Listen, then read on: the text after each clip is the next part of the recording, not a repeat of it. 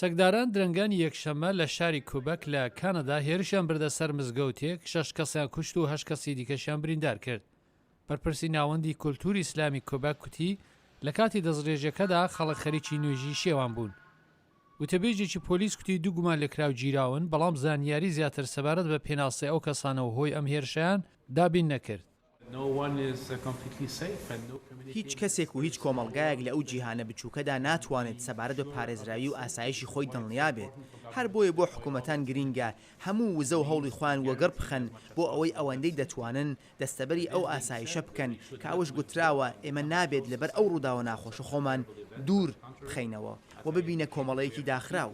بە پێچەوانە وەک ئاماژەم پێدا ئێمە دەبێت پێکەوە بە جددی بەرەو کۆمەڵەیەکی گشتگیر بە ئاشتی و کراوەی هەوڵ بدەین ئەو وەڵامێکی دروستە بۆ ئەو جۆرە ڕووداوە دڵتەزێنانە. سەرۆکوەزیر جاستن ترۆدۆ لە لێدوانێک ئەو دەستڕێژیەی وەک هێرشێکی تیرۆریستی بۆ سەر مسلمانان محکوم کرد و جەختی کرد کە وڵاتەکەی ڕێز لە سنگفرەوانی ئاینی و جۆربەجۆری دەگرێت.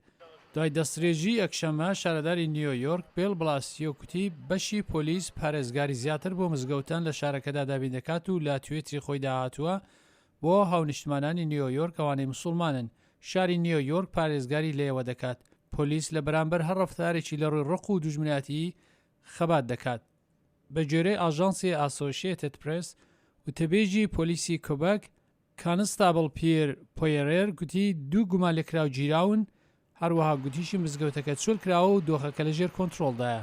لە مانگی 6 2016 زاینی سەری بڕاوی بەرازێک لەبەر دەرگای مزگەوتێک بەجێهێشرا بوو.